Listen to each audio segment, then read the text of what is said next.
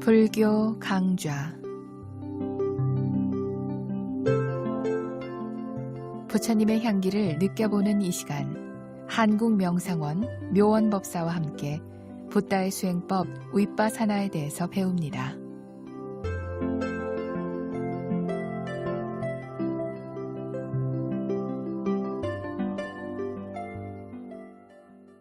안녕하십니까, 묘원입니다. 누구나 태어나면 반드시 죽어야 합니다. 그래서 태어남이란 죽기 위한 것입니다. 죽음은 자연스러운 일이므로 언제나 죽음을 맞이할 준비를 해야 합니다. 훌륭한 죽음은 몸과 마음에 대한 집착이 없는 것입니다. 몸과 마음을 집착하면 과보가 생겨 다시 태어나는 고통을 겪습니다. 그러나 집착하지 않으면 과보가 없어서 다시 태어나는 고통을 겪지 않습니다.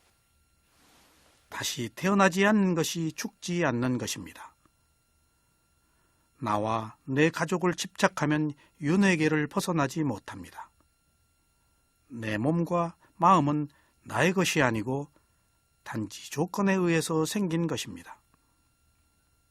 내 가족도 나의 것이 아니고 단지 조건에 의해 모여서 살다가 헤어지는 생명들일 뿐입니다. 저마다 이렇게 찾아온 것은 그냥 가도록 내버려 두어야 합니다. 나이를 먹으면 경험이 많아지고 경험이 많으면 지혜가 생깁니다. 어리석으면 경험을 하고도 잘못된 고집만 커집니다.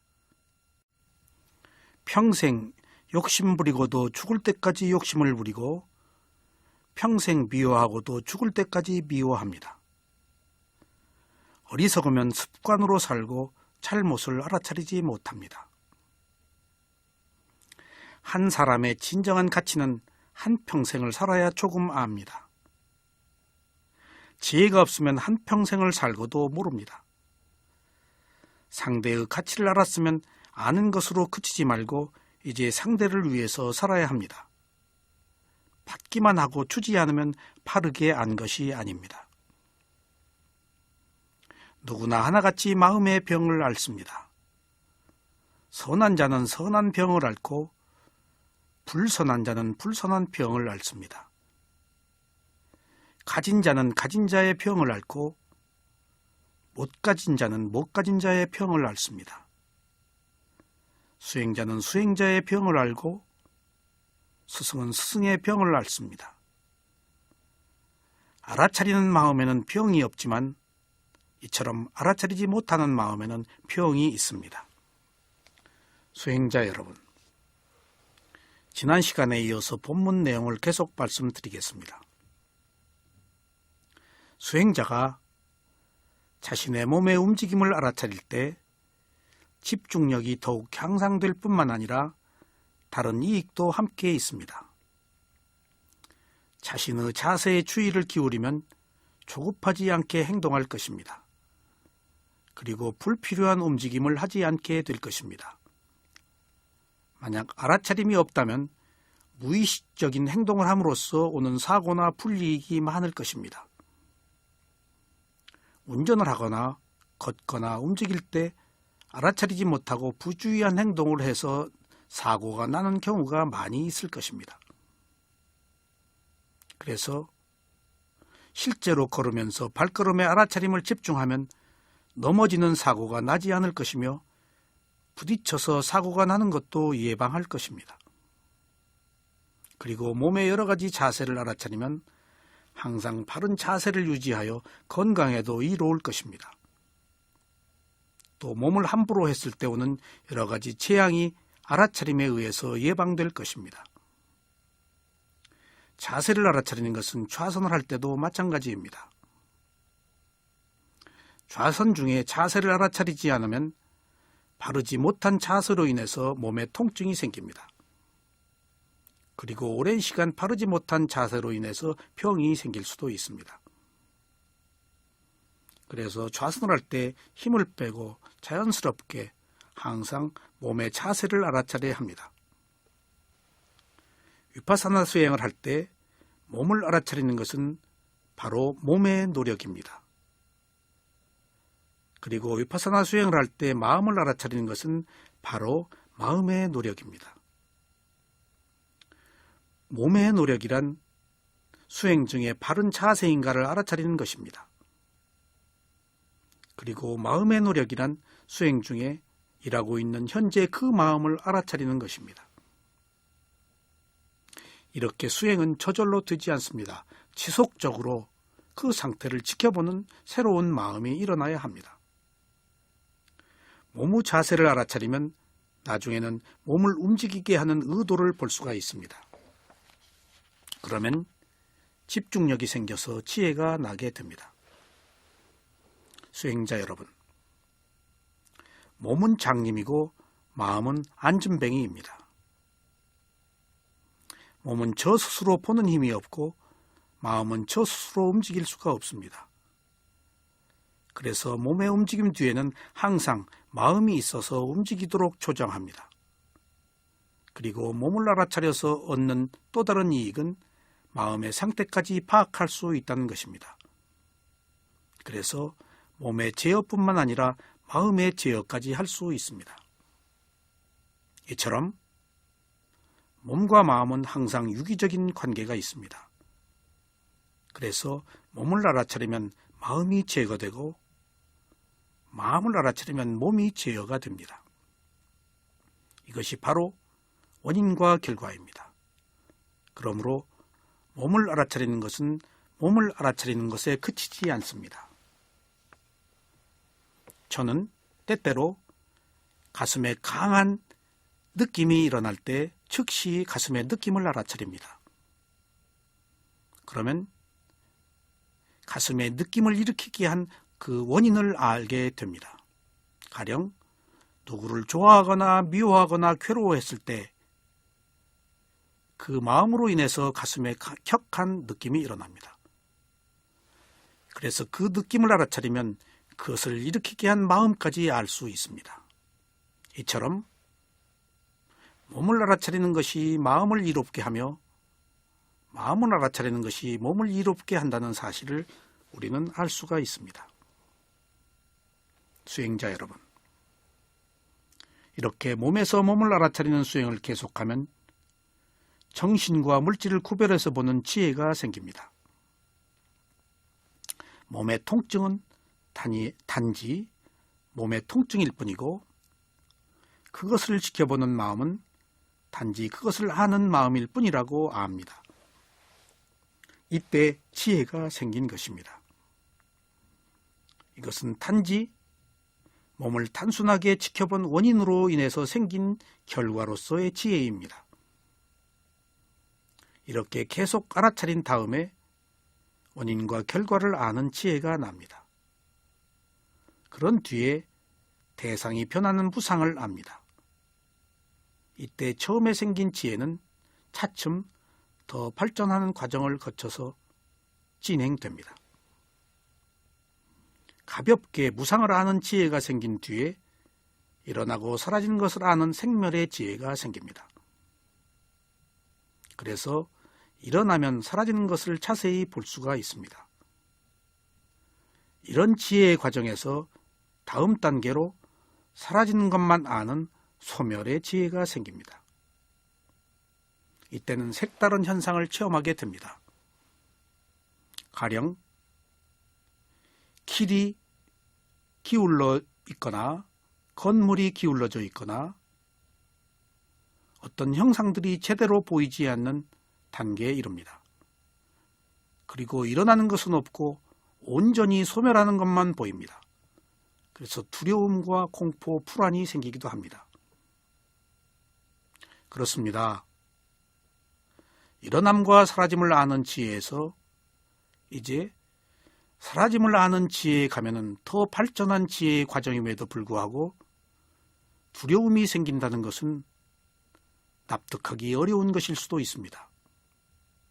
그러나 모든 것들이 일어나고 사라진다는 소멸을 이해하기 위해서는 이러한 두려움이 오히려 더 큰 지혜로 가는 지름길이라는 반드시 필요한 과정이라는 것을 우리는 알아야 하겠습니다. 이처럼 모든 것은 단순하게 하나의 대상만 지켜보는 것으로부터 출발했을 때 여러 가지의 지혜가 성숙되는 과정을 거칩니다. 그러므로 소멸의 지혜가 왔다고 해서 수행이 끝난 것이 아닙니다. 소멸의 지혜도 수행의 과정의 하나일 뿐입니다. 아직 가야 할 길이 많이 남아 있습니다.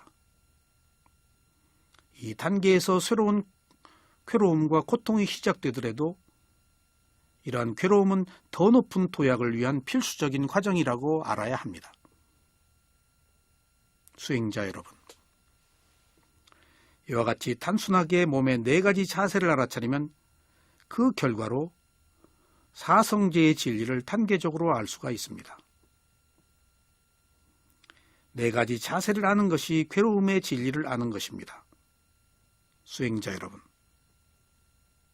실제로 우리가 자신의 몸을 살펴볼 때 잠시도 몸이 가만히 있지 않기 때문에 그것들은 온통 괴로움뿐입니다.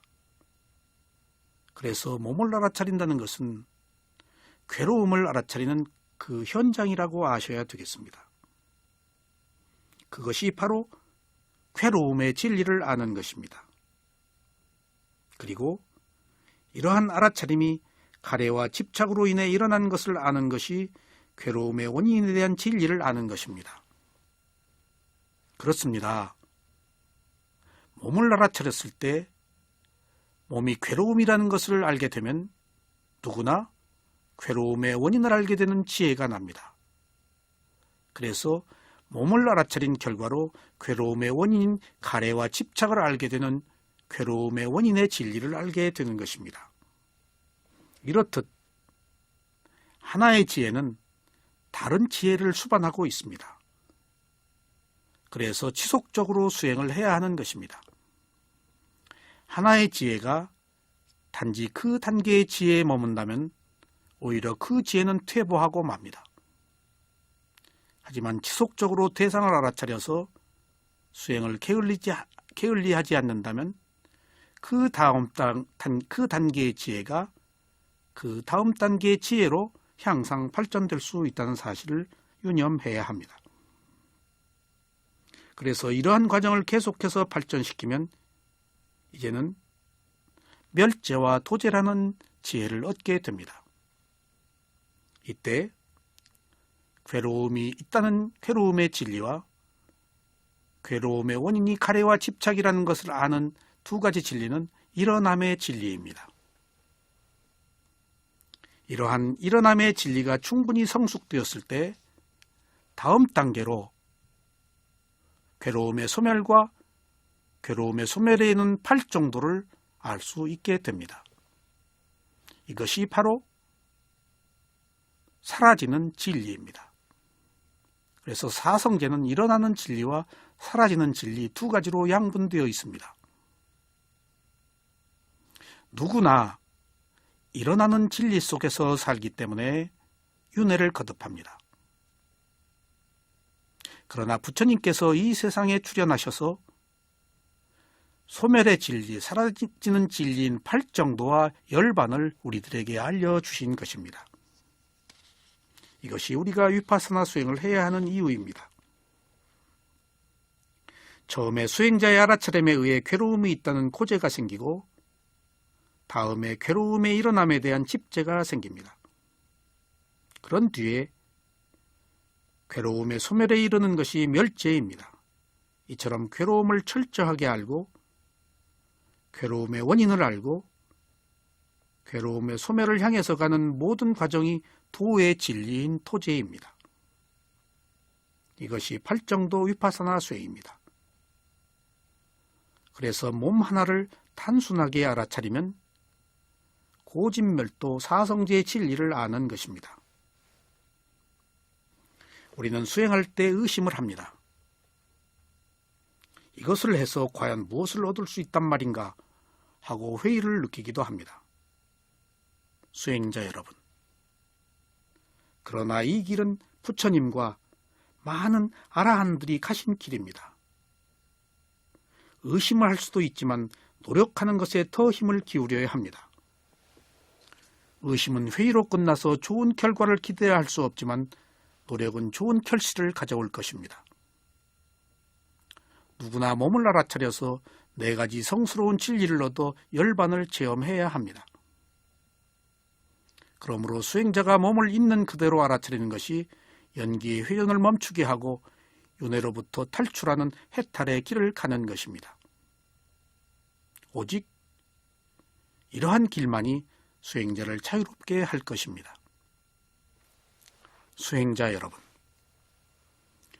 모든 위파사나의 대상은 모두 이러한 과정을 거쳐서 지혜가 향상되고 향상된 지혜로 인해 번뇌로부터 자유로워집니다.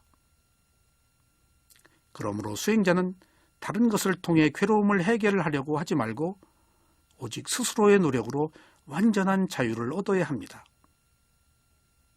그렇지 않은 자유는 일시적인 것이며 예속된 것이라서 자신의 것이 아닙니다.